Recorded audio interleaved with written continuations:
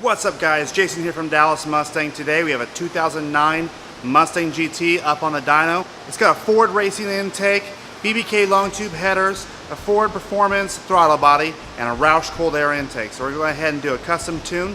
You'll see a dyno video here in a second. Remember, we put videos out like this every single week, so hit that subscribe button down in the corner, and let's go ahead and roll that intro.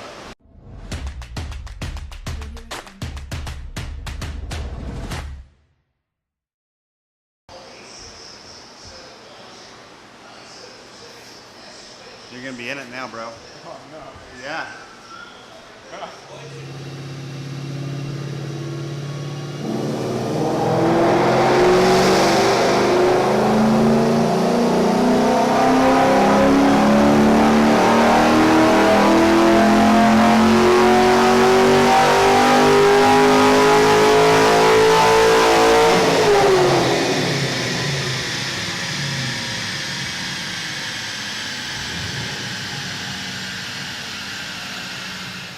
After a couple passes on the dyno and with our custom tune, we were able to put 336 horsepower and 310 foot-pounds of torque.